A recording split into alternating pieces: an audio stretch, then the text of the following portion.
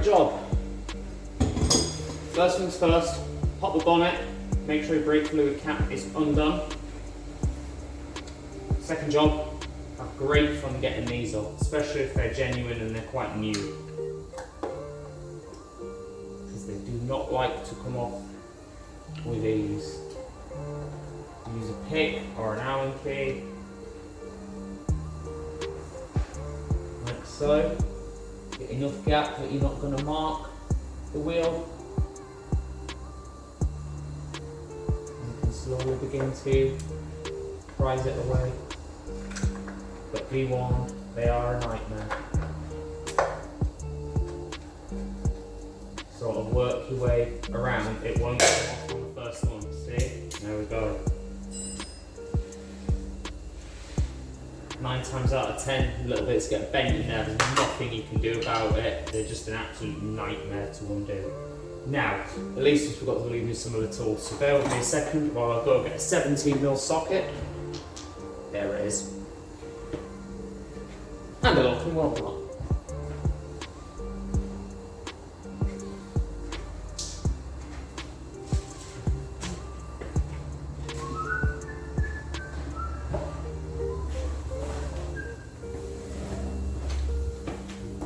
That'll come handy in a minute, unfortunately. So I've pre-done the other side first. Yeah, the wheel nuts were over-torqued quite significantly, so I'm just going to go through it like this to crack them off. Advisable anyway, saves you jacking it up and then, like I did, not being able to take them off.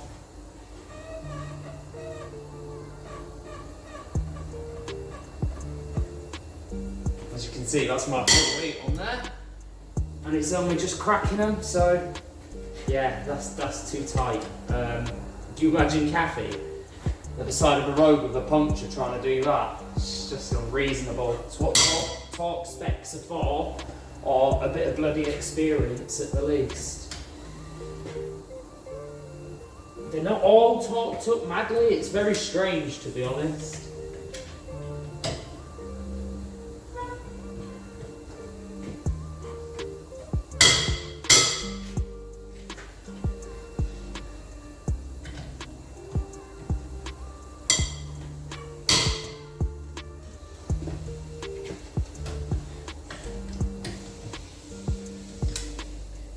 Double check we have cracked them all. You don't want to jack it up and then find out you haven't. Right, jacking points, chassis rail. There's a piece of the suspension subframe like back here as well you can go, but I'm just going to go on the jacking points because they're part of the sills that we're going to replace anyway, so if they get a bit damaged or chewed up it doesn't matter so much.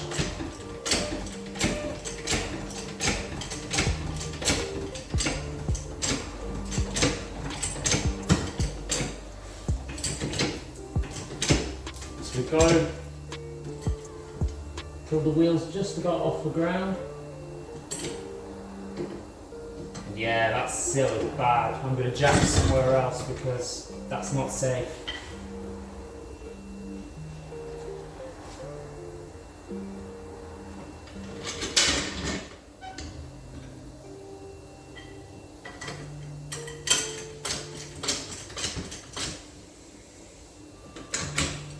Right, there's a piece of sill here that looks a lot more structural. This is why you don't just jack the car up and get underneath it. Check it out first. And always use a jack stand.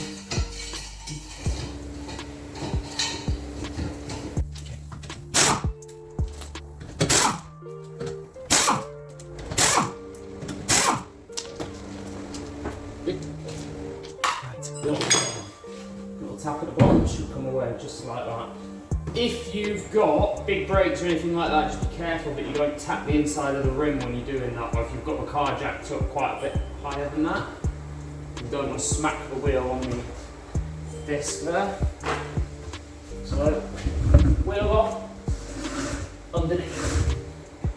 Again, if the car falls, I'd rather it damage the customer's wheel than smash my leg to pieces.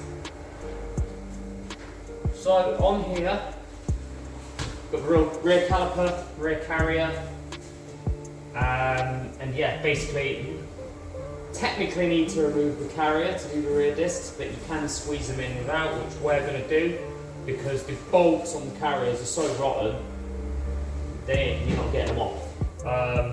Something we are going to do in the future is we tackle a lot of the rotten bits under here.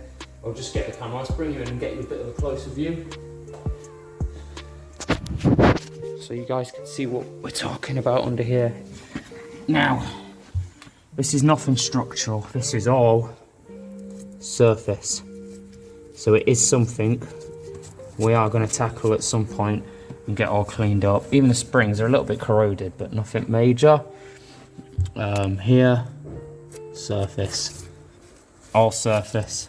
But if we have a look at these bolts on the carriers, if it will allow us, don't know if you, there we go. Just look at the state of those. I don't even think I can get it on. There's not enough light in there, but yeah, they're just so knackered. You're never gonna get them off. But yeah, so yeah, look how ruined them discs are, and it's a shame because there's a little bit left on the pads, but nothing much. But yeah, let's get these off. We're gonna need a crosshead screwdriver. We're gonna need a 13mm socket, 13mm spanner, and a 15mm spanner.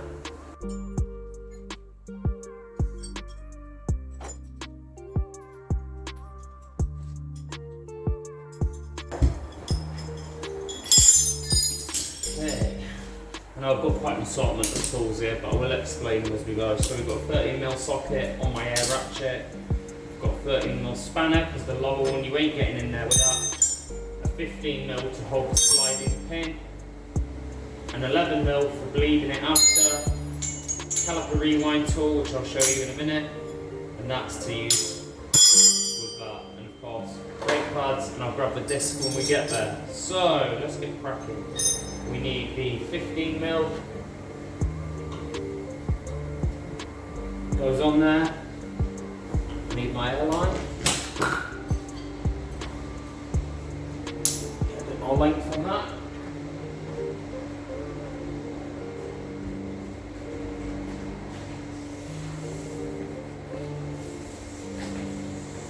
There we go. Right. You don't need air tools.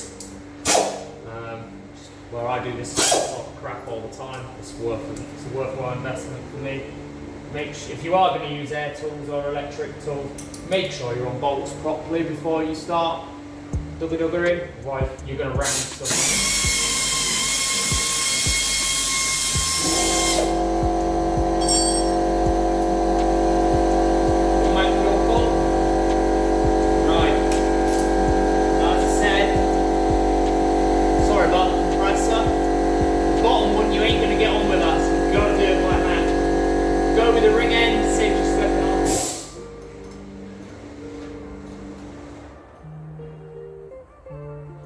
So get it about midway like that, so you've got some leverage in there.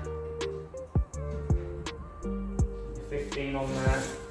And then the first bit, you don't need to hold the 15. What I find, if you rest your shoulder on here, it is going to dig in, so fingers underneath, other hand on, and you can give a good tug then. And just sort of, you can put your shoulder against it and give a good sort of rock it on and off. Now this one's tight. Might have to get some penetrating fluid on there, maybe give it a smack with something heavy. Just to loosen it off.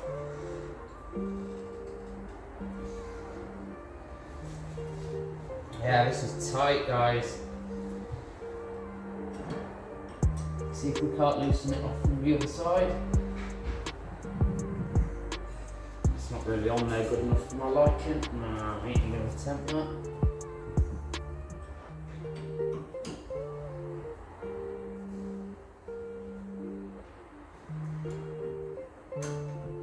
Definitely just need to give it a good smack and it should go really.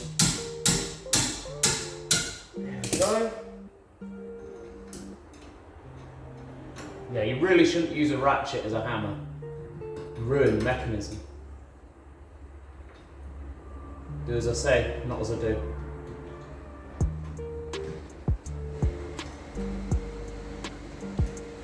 a better tool for this job would be a ratchet spanner. Oh, the Tea Ninja's here, thank you. Is it biscuits with that? Sorry, Elise doesn't talk very much on camera. She gets quite sharp.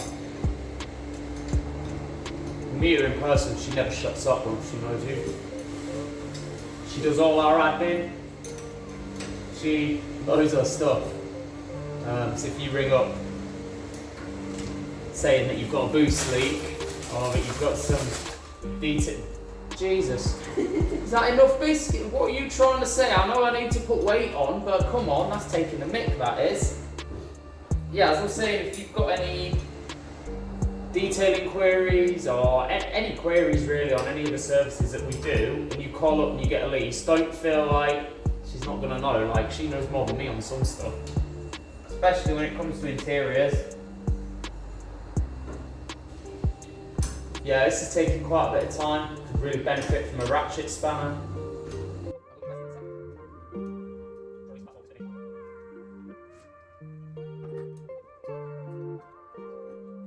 So another thing we want to do at this point, should have mentioned this earlier really, we're going to make sure the car's in gear and the handbrake's off. You're not getting that caliper off with the handbrake on. So I'm just going to double check that.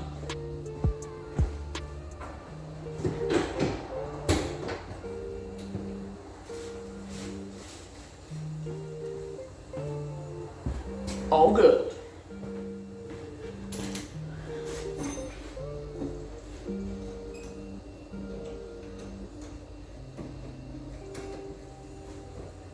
Remember guys, if there's any jobs on your TT or like VAG platform 180 that you want to see, you know, videos to and stuff, just let us know in the comments.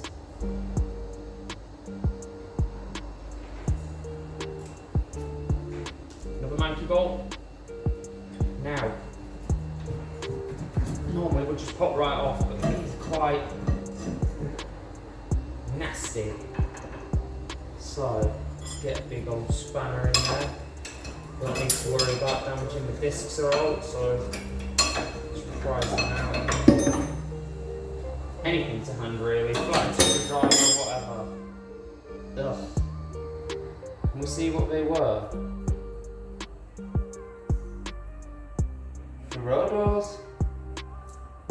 Ferodo SL, they were actually quite good brake pads, they were.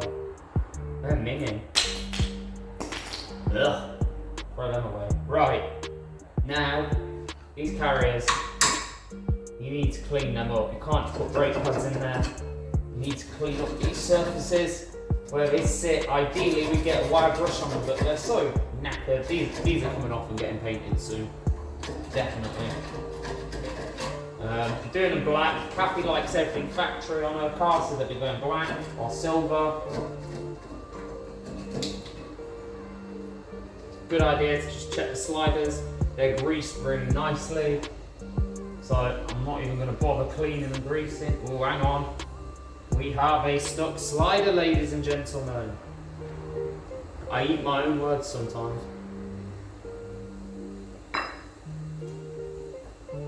Let's see if we can't extract this without breaking the seal on it. Basically, just need something to push it out. Once you get it out, hopefully we can just clean it up and get it back in there. The other option is get a 14. Oh, yeah, that is proper. Get it to turn. In theory, I should be able to get it to come out.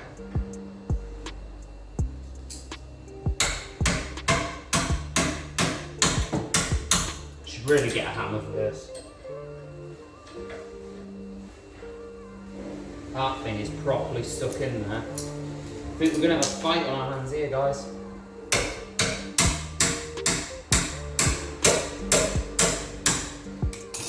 Right, I think at this point, we ain't getting this off neatly. I'm just going to cut the seal out so we can get some penetrating fluid in it. I'll get a new slider ordered on Monday.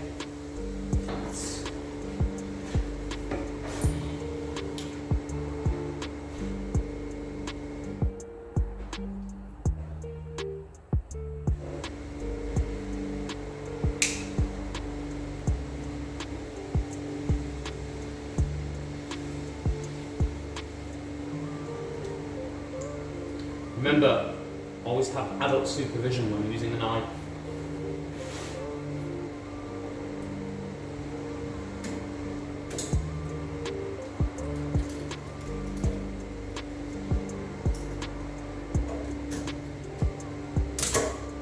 I don't feel too bad about cutting the seal because it's obviously failed if it's got this corroded in there.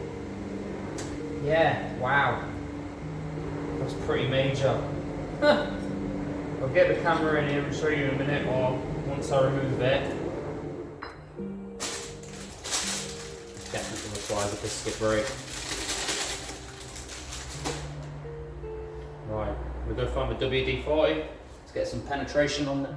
Right, there we go. Found the trade size WD-40. Okay guys, I got it. Pretty manky, but I think we can clean that up and reuse it. I will have to get a new seal, which means I'll probably just get a new bolt, but I ain't got one now, and I need the car going, so yeah, let's do this. Let me find something to clean this up with a little brass wire brush. I'm just gonna clean that mankiness off. I'm not gonna go too crazy because, as I said, we are gonna replace this one. There's not too much point going too mad, but we definitely don't want it sticking again, that's for sure. Okay. Some copper grease, loads of it, and let's just lube up inside that carrier.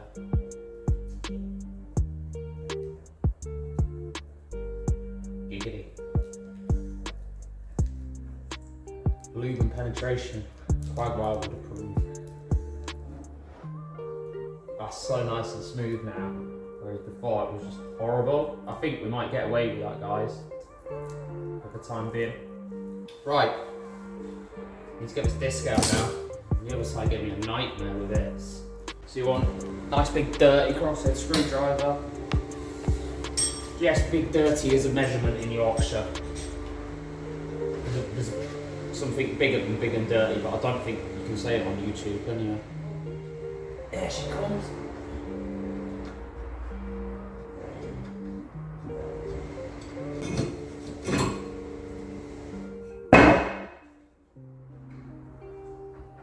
Throw that shit away.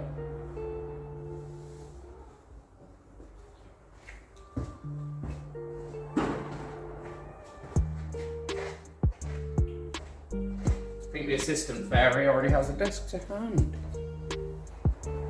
Now, you can't just put this straight on.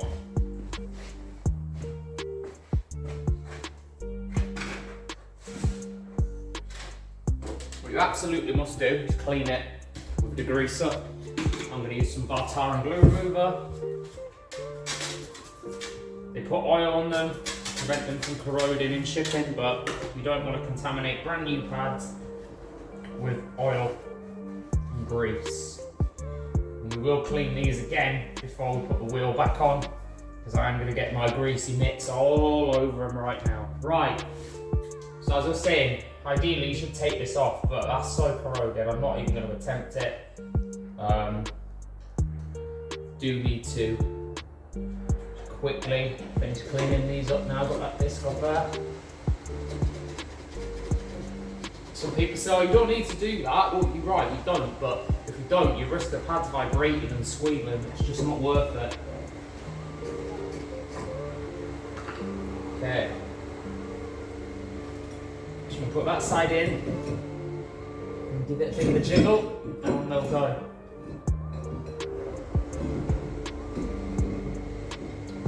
And then you're gonna line, screw them up. Pad retaining screw, thank you, my beautiful assistant. She's so helpful, honestly.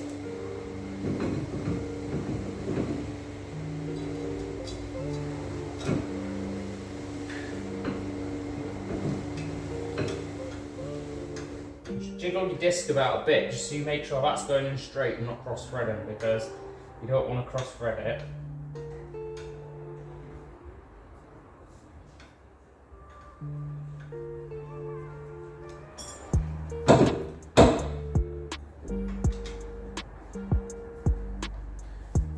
These don't normally go all the way in, you leave a little bit of jiggle there. So next we've got the caliper rewind tool.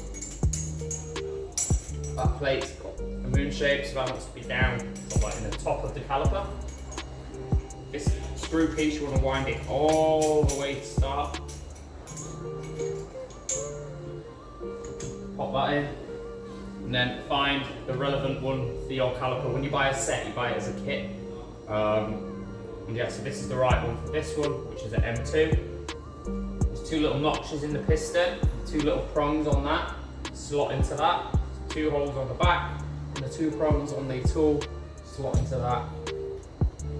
So you're going to pop that in, you're going to wind the nut along on the collar. Now, these don't always work how they should, especially with older calipers. You know, you should in theory just be able to wind it and it should go in, but I found that's not really the case most of the time. So it's a nice 22mm. Don't get too crazy, but just tighten it a bit. And turn that one anti-clockwise. And normally, it can get quite tight sometimes. Just don't put too much strain on the brake lines. Yeah, this one's real tight. So I'll take that back a little bit. We'll try that again. You might find this caliper's seized, it might not even go back. There we go. Tighten that back up a bit again. You don't want to go crazy because you can damage the threads on the pistons.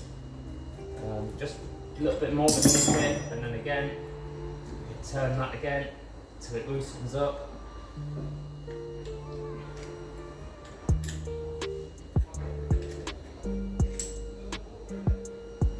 And then when you get to this point, you can normally turn them both together at the same time. It'll just go there. I think that's all the way back. Slacken that back off. So you get the tool out. Wax your pads out. Do get these little plates to put in wear, but personally I don't really bother with them because I check them regularly. Kathy's car, check them regularly for her, so pretty much unnecessary for us.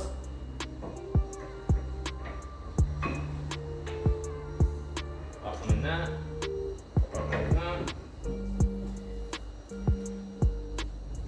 Got grease on that one just to be safe, even though it's already got grease on it.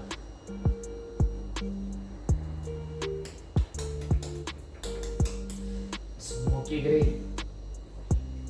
Pretty love some giggity.